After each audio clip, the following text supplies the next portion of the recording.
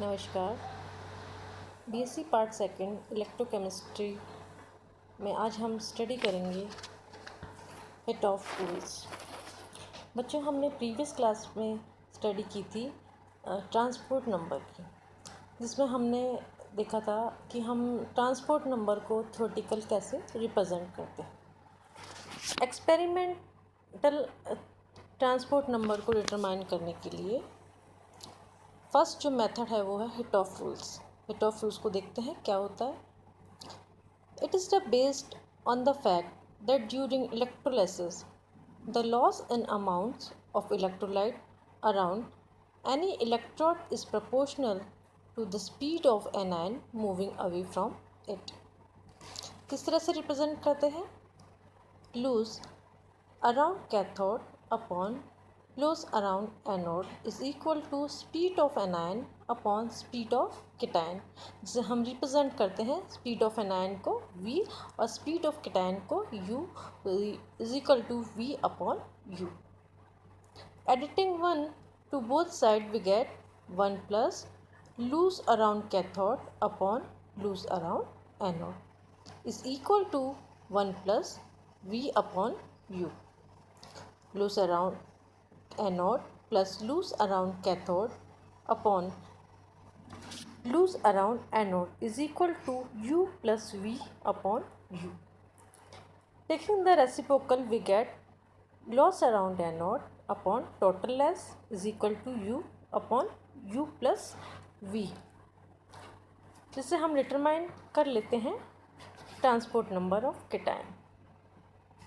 हम सभी जानते हैं कि transport cation plus transport anion is equal to 1। यदि हमको ट्रांसपोर्ट कैटायन पता है तो ट्रांसपोर्ट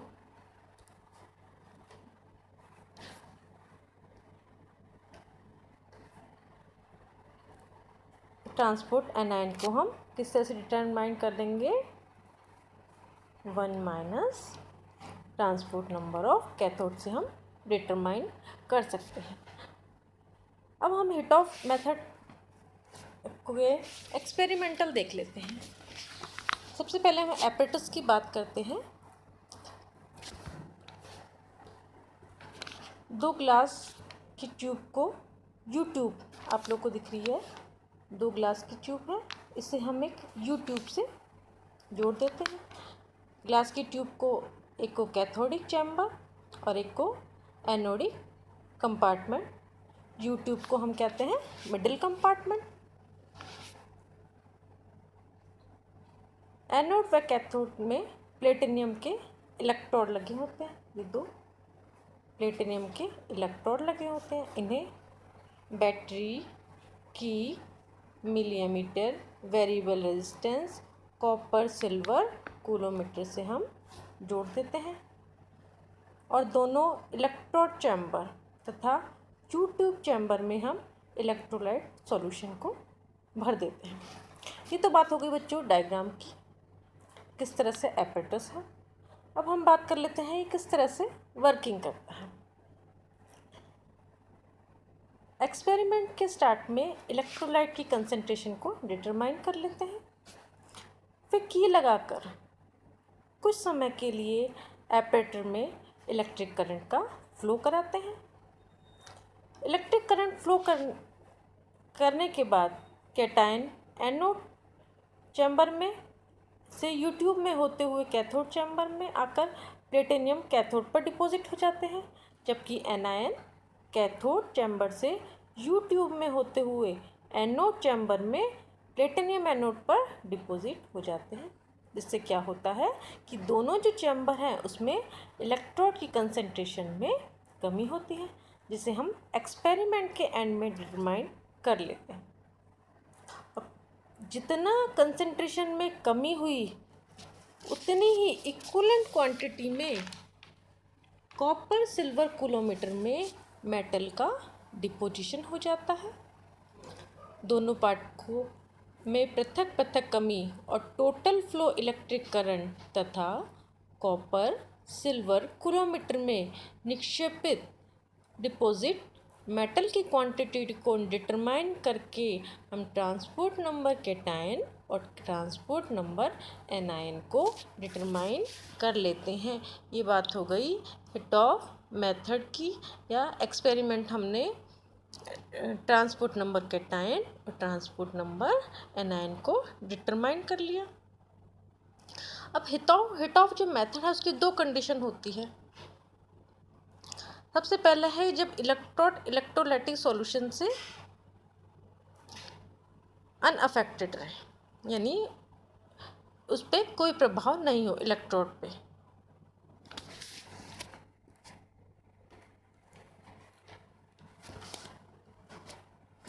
सपोज सिल्वर नाइट्राइट के सॉल्यूशन है, इन दोनों में हमने क्या डाल दिया, सिल्वर नाइट्राइट के सॉल्यूशन है में सिल्वर आयन व नाइट्रेट आयन का क्या करना है, हमें ट्रांसपोर्ट नंबर डिटरमाइन करना है।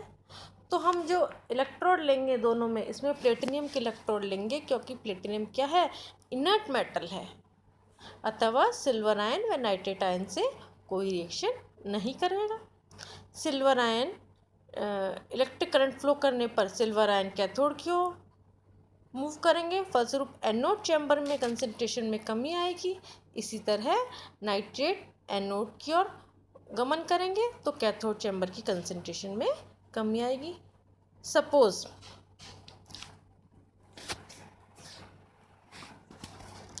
एनोड चैम्बर की कंसंट्रेशन में कमी हो गई स्मॉल w, और जो हमारा कॉपर सिल्वर कूलोमीटर है उसमें जो क्वांटिटी हो गई मेटल की वो मान ली हमने कैपिटल W। तो transport number of cation NC हो जाएगा हमारा small w upon capital W। तो जब हमें NC मिल गया तो हम Na भी आसानी से निकाल सकते हैं। Na किस तरह से निकालेंगे, Na निकल जाएगा 1 माइनस NC। ये तो जब कंडीशन हो गई जब इलेक्ट्रोड पर इलेक्ट्रोलाइटिक सॉल्यूशन का कोई प्रभाव नहीं पड़ा। सेकंड कंडीशन है जब इलेक्ट्रोड इलेक्ट्रोलाइटिक सॉल्यूशन के किसी एक आयन से रिएक्शन करे। अब हमने जब सॉल्यूशन लिया वो तो हमारा वही है, सिल्वर नाइट्रेट का सॉल्यूशन है, लेकिन जो हमने इलेक्ट्रोड लगा दिए वो किसके लगा दिए, सिल्वर आयन के कैथोड और एनोड लगा दिए। उसके बाद जब इलेक्ट्रिक करंट हम पास करते हैं तो नाइट्रेट कैथोड से एनोड चैम्बर की ओर जाएगा तो अनावश्यक होकर सिल्वर एनोड से रिएक्शन करेगा नाइट्रेट, और क्या बना लेगा, सिल्वर नाइट्रेट बना लेगा। सिल्वर, जिससे कि सॉल्यूशन में क्या हो गई, सिल्वर नाइट्रेट की कंसंट्रेशन बढ़ गई। यदि एनोड चैम्बर से कोई सिल्वर आयन का कैथोड की ओर मूवमेंट नहीं हुआ तो कंसंट्रेशन कितनी बढ़ गई, कैपिटल W ग्राम। लेकिन ये जो रियल में हुई वृद्धि कितनी हुई, स्मॉल w ग्राम। अतः हम कह सकते हैं कि capital W minus small w ग्राम सिल्वर आयन एनोड चैम्बर से कैथोड की ओर मूव कर गए तो सिल्वर आयन का जो ट्रांसपोर्ट नंबर हो जाएगा हमारे पास NC is equal to capital W minus small w,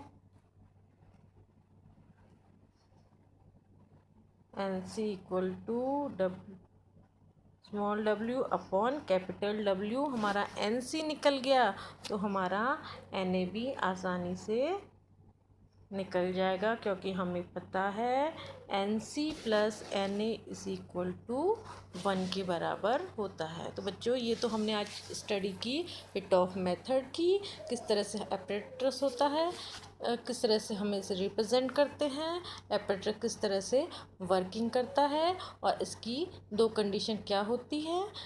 next class में हम लोग इसके आगे की मेथड के बारे में डिस्कस करेंगे। Thank you.